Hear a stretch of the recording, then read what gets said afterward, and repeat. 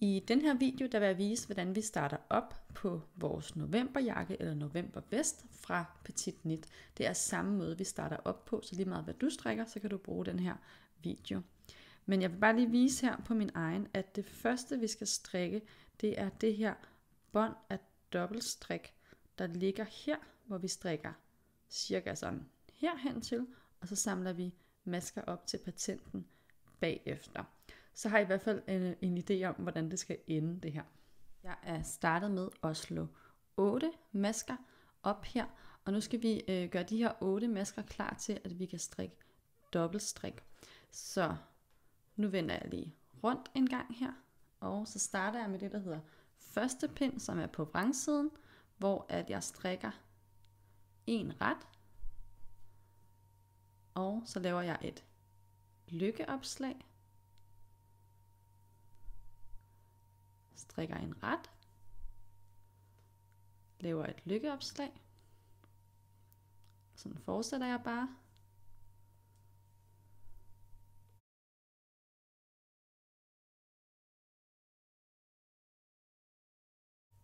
Og det sidste lykkeopslag her, og en retmaske. Så nu har jeg altså 15 masker på pinden i stedet for 8, og skal begynde at strikke dobbeltstrik. Så den næste pind her, det er den, der hedder anden pind i din opskrift, og den er fra retsiden af. Og når vi strikker dobbeltstrik, så gør vi det, at vi strikker en maske og tager en maske løst af med garnet foran arbejdet. Den første maske her, den skal tages løst af med garnet foran, så der tager min højre pind ind bag garnet og flytter masken over og svipper garnet tilbage igen. Og lige her på den første anden pind, der er dem, der skal strikkes ret, de ligger jo som lykkeopslag, så de er lige lidt svære at få fat i her på den første pind. Jeg strikker en ret og tager en maske løst af med garnet foran arbejdet, tilbage med garnet og strikker en ret. Foran med garnet, maske løst af, tilbage med garnet og ret.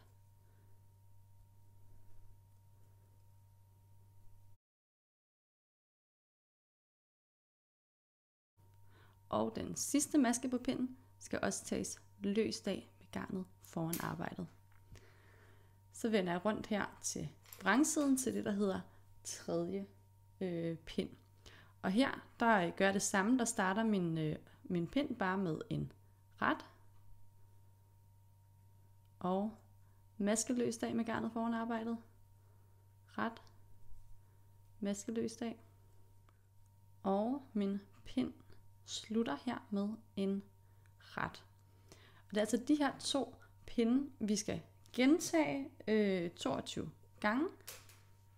Så tilbage på anden pind her, den starter med en maske løst af, og man kan faktisk begynde at se det nu, at der ligger en vrang her.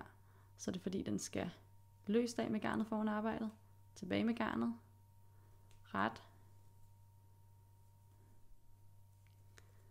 Den sidste maske her, løst af, og omme på en tredje pind igen, og der kan vi se, at den ligger som en ret her, den første maske, den strikker jeg ret, og så kan I se den næste, den ligger som sådan en vrang, det er dem, der skal løst af.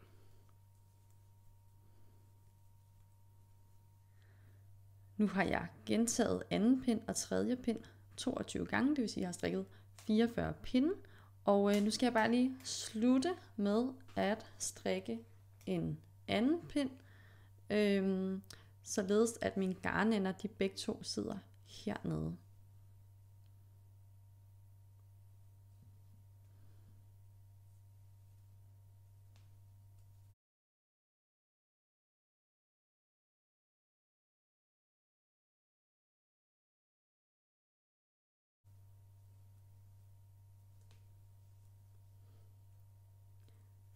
Sådan der.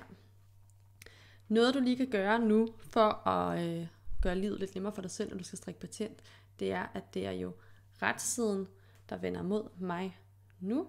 Så sætter jeg altså lige en markør i. Den bliver jeg altså ret glad for at orientere mig efter, når jeg skal strikke det her patent lige om lidt. Sådan der. De her masker heroppe, de skal bare hvile, indtil at vi strikker venstre skulder. Så dem smider jeg lige over på en rest garn her. Du kan også bare bruge en maskewire, eller hvad du nu plejer at bruge til at sætte masker til hvile med. Så sidder jeg tilbage med sådan et stykke her, der simpelthen er nakken på min sweater. Og mit garn, det sidder her, og det skal jeg bruge til at samle masker op nu her. Opsamlingsfrekvensen her, den hedder samle 2 op, spring 1 over. Så hvis vi lige kigger her, så samler jeg den første maske op her. Sådan der. Og så samler jeg op i masken ved siden af igen. Og jeg går ligesom under sådan 2 maskeben her i kanten, sådan hvad der ligner en hel maske her. Sådan der. Så springer jeg den næste maske over og samler op i denne her. Samler op igen i masken ved siden af. Og springer en over.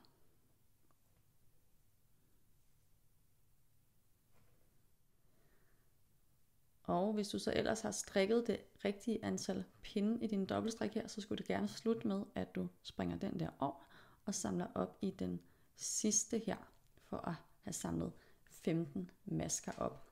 Og så er vi altså klar til at begynde på vores patent. Hvis du ikke har strikket patent før, så har jeg altså videoer, der viser, hvordan man gør, men jeg viser lige opstarten her.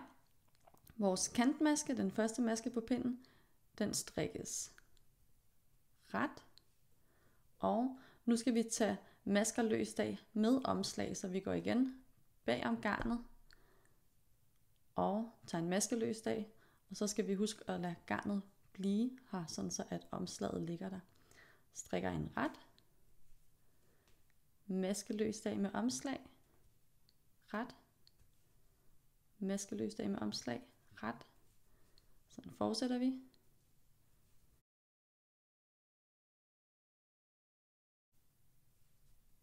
Og en ret til sidst.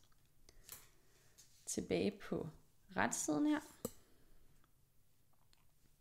Strikker igen kantmasken ret. Og så har vi jo de her masker, der ligger med omslag her. Der skal omslaget strikkes sammen med masken.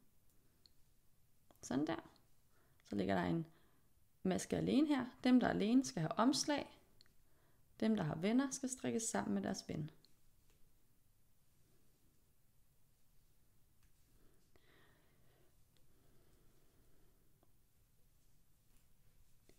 Sådan der. Hvis du ikke har strikket patent før og tænker, det ser da frygtelig farligt ud på de første pinde, så ser det bare frygtelig farligt ud. På de første par pinde, der går altså nogle pinde, før at du kan se patentmaskerne i dit arbejde, så det skal du ikke blive bange for, før du har strikket et stykke.